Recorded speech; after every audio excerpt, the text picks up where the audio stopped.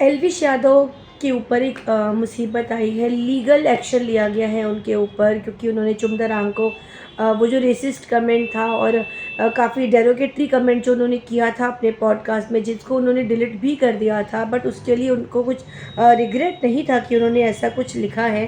तो हुआ क्या कि नेशनल कमीशन फॉर वुमेन ने एक लेटर जारी किया है एल्विश यादव के नाम पे, और उनको कोर्ट में आने के लिए बोला गया है। तो आपको एग्जैक्टली उस लेटर में, जो कि वुमेन कमीशन की तरफ से एल्विश यादव को भेजा गया है, उसमें क्या क्या लिखा है वो मैं आपको पढ़ के सुनाती हूँ। To Mr Elvish Yadav, the national Indian YouTuber, the National Commission for Women has taken a suo moto cognizance of a media post captioned women panel condemns racist remarks by Elvish Yadav against Arunachali actress Chum Darang, wherein it has been reported that you have made a derogatory and racist comment against former Miss Arunachal and Big Boss contestant Chum Darang, calling her name as Ashleel. Now therefore take notice that the commission has scheduled a hearing in the matter, wherein you are required to appear before the commission in person on 17th February 2025 at 12 p.m. Take further notice that in default the commission may proceed to take such action as it deems proper, given under my hand and seal of the commission this 11th day of February 2025 by order Shalini Rastogi, under secretary. तो ये पूरा उनको भेजा गया है एक legal letter वहाँ, जो कि वुमेन कमीशन से भेजा गया है, क्योंकि चुम काफ़ी नाराज़ थी। उन्होंने उसके ऊपर एक रिएक्शन दिया था, उनको बहुत बुरा लगा था कि उन्होंने इतना गंदा और भद्दा कमेंट किया है, जो कि किसी भी तरीके के फ़न को नहीं बल्कि हेट को दिखाता है।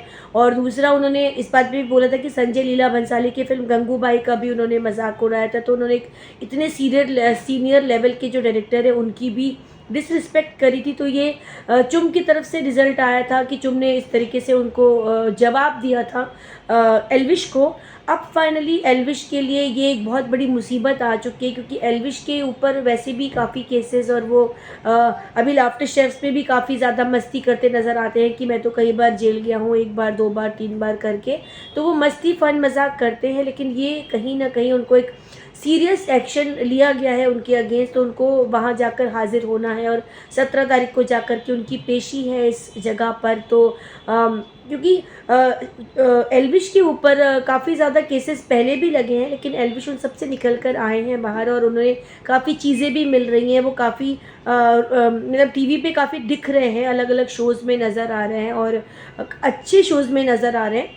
एल्विश एक अच्छे इंसान है, ज़रूर है, मैं ये नहीं बोलती, क्योंकि एल्विश के फैंस के लिए मैं स्पेशली ये एक मैसेज अपने वीडियो के थ्रू देना चाहती हूँ कि एल्विश को लेकर के हम कोई उनको डाउन नहीं करना चाहते, कुछ नहीं, बट जो चीज़ें उन्होंने बोली हैं वो हम सब ने सुनी है, और वो चीज़ गलत है। बिल्कुल भी हम उसको अप्रिशिएट नहीं करेंगे। अगर वो अपनी गलती मान लेते, शायद सॉरी फील करते, या ठीक है उन्होंने डिलीट करा, बट डिलीट करने के बाद भी उन्होंने उस चीज़ को बड़े चौड़े होकर बोला कि तुम लोगों ने ठीक से वीडियो और ऑडियो सुना नहीं, ये स्क्रिप्टेड था। तो अगर स्क्रिप्टेड भी था, एल्विश या रजत जो चीज़ें बार बार स्क्रिप्टेड बोल के उसको क्लियर करना चाह रहे हैं, तो एक बात बताई जाए कि अगर स्क्रिप्टेड था तो आप पढ़ते तो है ना स्क्रिप्ट को।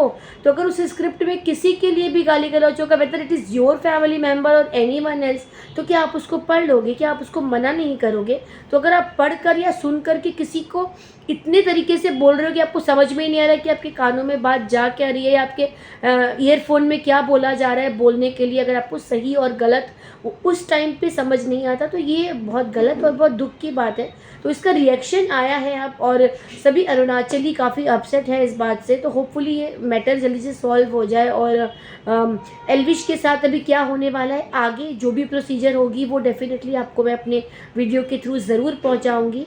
तो बने रहिएगा हमारे चैनल पर, और प्लीज़ सुनते रहिए सिने स्पीक से जुड़ी हर खबरें।